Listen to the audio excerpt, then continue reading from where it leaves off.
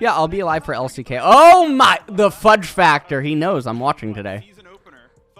There it is. I've heard that Fudge has said positive things about me on like the analyst desk and other stuff, but I've only seen it as chat comments by Twitch chat. I haven't actually ever seen the clip since I've been gone, so I don't know what he's said.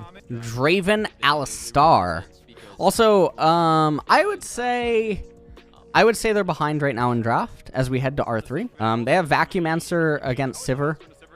Everything seems pre-developed right now in terms of responses, but it's weird for it to be pre-developed when it's losing. Like, like how quickly they lock Draven Alistar seems like this is pre-planned, but it's losing pre-planned, so that's why I don't understand it. I think when you can accurately know how a sequence is going to go and you call that pre-planning, I think that's fine.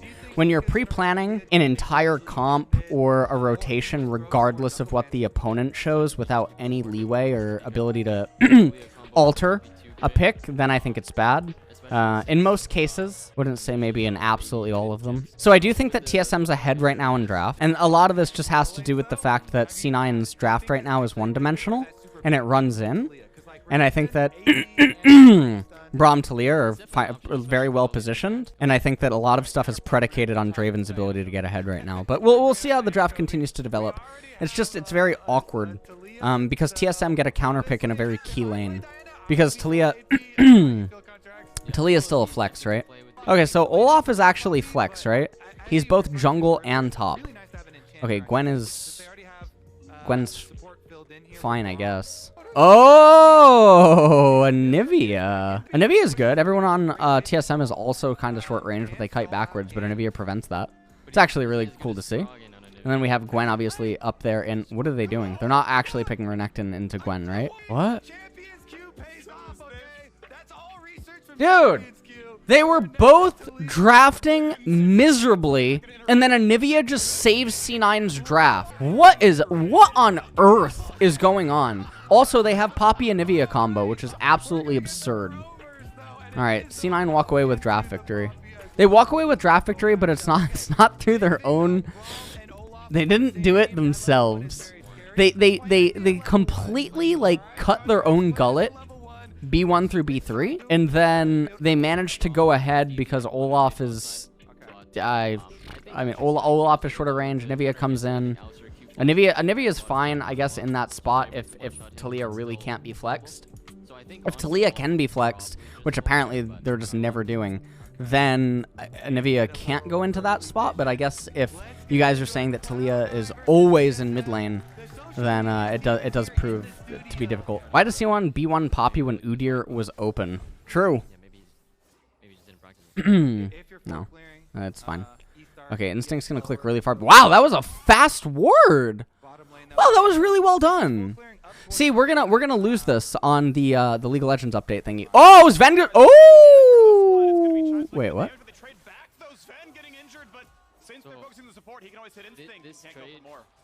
This trade basically opens up a bot dive pretty soon here on third wave. They will just slow push and. What? I mean, there's no there can't be a dive on there can't be a dive on wave 3 there. Poppy would have to run immediately to bottom, and then the bot lane would have to stay. What he's saying isn't untrue, but they saw them recalling, no? So unless you just thought that they were going to cancel the recall, that it was a fake recall or something. But this is really good. Wait, why did they stay? I guess actually they can actually get plate here because of the surplus of spellcaster minions. They can get plate, but recalling I think is just better. Yeah, I think recalling is better than getting plate right now. Because you can always get 2 plates later off of a larger victory. But now what ends up happening now is Braum and Sivir just shove back the wave immediately, and then they recall again themselves, and the advantage that you would have accrued is gone. Because the excess plate gold doesn't convert to an item buy. You see this? You see this on Draven, right? The excess plate gold doesn't convert to a meaningful item buy. It doesn't do enough. So now, if Sivir and Braum are doing stuff, I'm pretty sure that Sivir and Braum just insta-shove the wave, and they recall again, and they get the wave shoved into them, and then everything's fine. Wow. Fudge dies. Okay. Can't wait for the harass ping. Yeah, that one's going to be funny, too. People just spam it on someone to grief them. Say that they're harassing them. Oh, my lord. It's gonna be awful, man. Ivern's buff should just last longer. It should last double or something. Or maybe an empowered buff. Ooh! Oh, he missed. Oh, he missed, and now Pop. Oh, my. Oh, that is disastrous for TSM, man. That's actually disastrous. Speak of miss the axe. Holy moly. Okay, so Solo is completely just super ahead of Fudge off that 1 kill in top. Okay. Best runes on Anivia. Usually it's Spellbook. I mean, Electrocute's an option, which I think that they're doing because they have Poppy. Spica does just get trapped there. He doesn't have Flash. I mean, everyone's going to come over the wall, and C9 are just going to get really far ahead off this. What is going on? Solo's trying to get a kill onto Blabber, and he gets headbutted over the wall by Sven, and oh my god! What a cash-in. Okay, TSM are just so far behind. They are so far behind, man. It's not even funny. They're draft gapped. Draven got a cash in. C9's gonna get Rift Herald. This is so doomed. Oh my lord.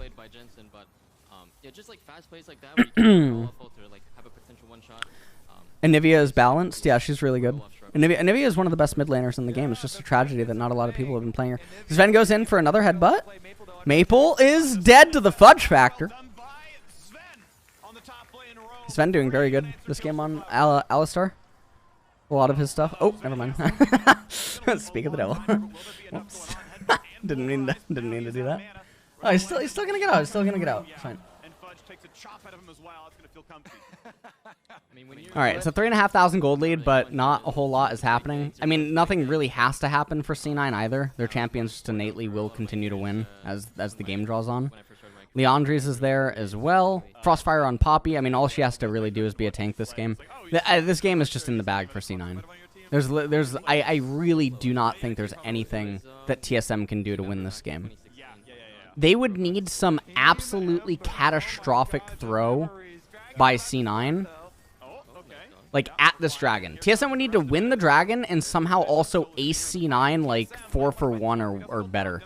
And yeah, it's not even going to happen. Well, actually, okay, Blabber misses, okay, Talia, okay, Anivia got dragon with Glacial. Okay, I mean, Fudge tries to go back in. So, had they gotten... Had they gotten Blabber there and also won the dragon, that would have been obviously bad for C9. They had a really good shove in mid lane as well going on. So Berserker is going to end up getting the turret. They're going to raise the turret in mid lane.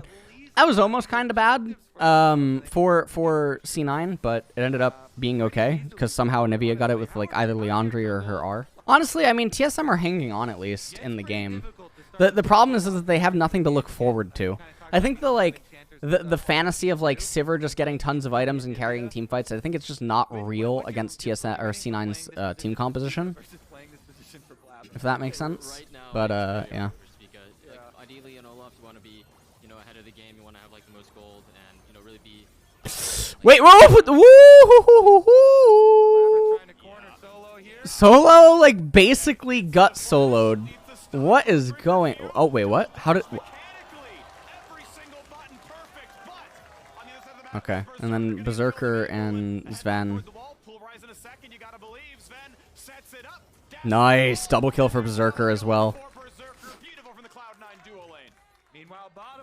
Alright, this game's over. Fudge Factor, trying to block this. Okay, teleport coming in from Anivia. Wait, what is Spica doing? What? Why wouldn't he just run towards the left? I mean, he's still dead anyway, I guess, right? With Jensen coming in, but... Yeah, okay, TSM have fallen completely apart. This game's over.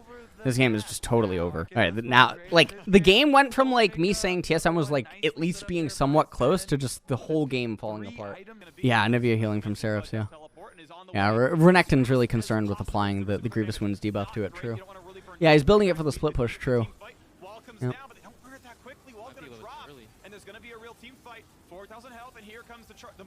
He's building it for the base stats, yeah. Oh my! Oh wow! They repelled them, and they will now win the ocean as well. That was good by Sven. That was really good by Sven. Okay. And now they're gonna get ocean as well. Wow, this is a massacre game, man. What an absolute massacre game. Maple's dead now as well to the Fudge Factor. Oh, they're gonna give it to. Okay, it looks like they wanted to give it to Anivia. I don't know why. Oh, does Anivia have Dark Seal? Maybe that would make the most sense.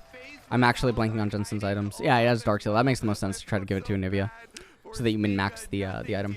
Should there be less teams in the league? Feels like the bottom 4 teams are always so forgettable.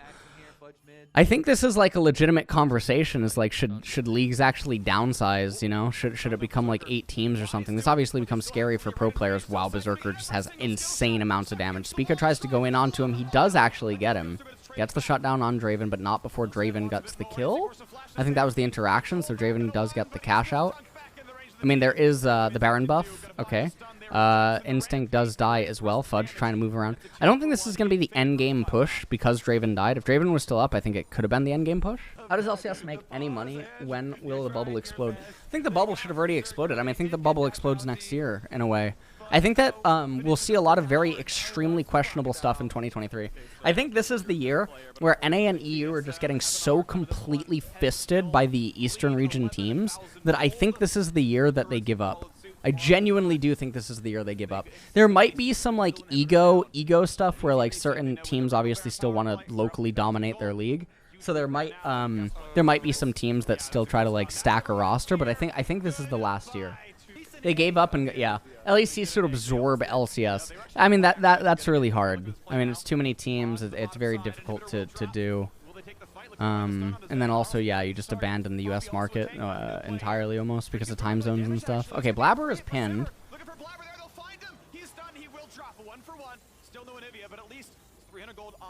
I think Berserker's build is fine in this game. Game is 16-5. Berserker looking like he wants to still fight. Well, he gets exhausted. They cheat. They cheat. See? They cheat.